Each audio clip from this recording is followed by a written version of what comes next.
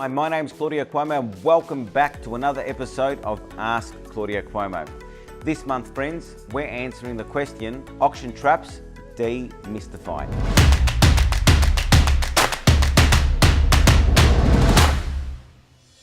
Recently, well in fact, this entire year, we've been receiving a lot of questions around how auctions actually work and what are some of the best tips for bidding at auctions and what are some of the auction traps to potentially look out for. So as we head deep into the spring market, I thought what an absolute opportune moment to cover off on this topic. So here we go. So to the first question sent in from Tom. Firstly, Tom asks, what actually is an auction? Now, Tom's been a first home buyer looking around with us recently. This part's pretty simple to answer, Tom.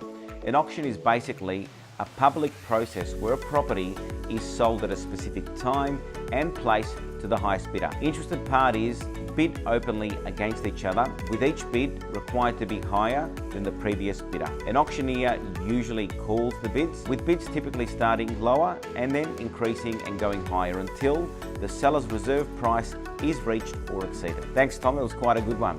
Next, we answer another one sent in. What are the differences between an auction versus a full sale? Well, the key differences of an auction versus a private sale are that you're requested and actually strongly advised to ensure that you're very organised and have got your finances pre-approved and have conducted any of the property research and inspections you may wish to do and deem necessary before bidding on the home on the day. Because once you purchase a home at auction, that's pretty much it, it's final.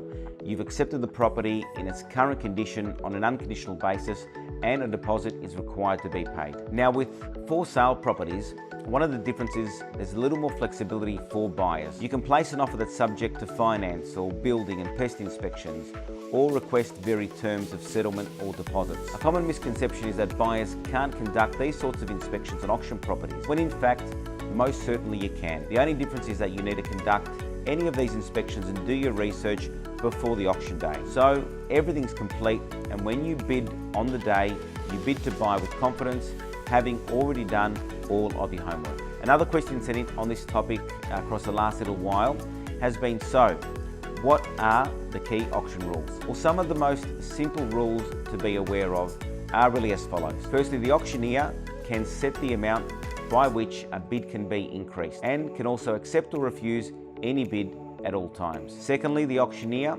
can also take one or more bids on behalf of the vendor to keep the process moving in the right direction. These are referred to as vendor bids and announced quite clearly. If the property doesn't meet the seller's reserve price, the home can be passed in. If this occurs, the last highest bidder does secure the exclusive right to come inside, negotiate and accept the seller's reserve price. If the home is still under auction conditions and is declared on the market, this means it has reached the owner's reserve price and will be sold to the highest bidder. Now, John also asks on this topic recently, how do I best prepare for an auction? Well, like most things in life, being successful at something really does come down to having done your homework and really being prepared. Some simple ways and steps to best prepare for an auction can be ensure all your finances are definitely pre-approved and organised and you've got a limit in mind. And that limit should be something that you can afford and set as your range to not exceed. Conduct inspections that you feel are important before the auction day. This may include having an experienced family member or friend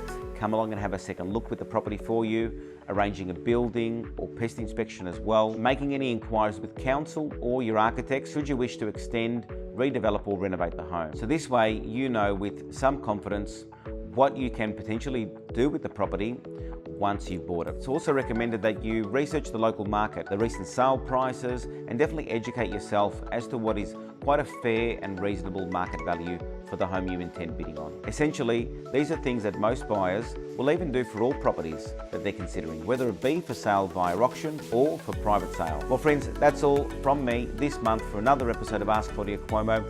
If you've got any further questions on this topic or anything else that you've got in mind, we'll simply send them through to the details that are on screen right now and we'll do our best to see how we can help. Happy springtime ahead, friends. Look forward to seeing you out and about very soon. Bye for now.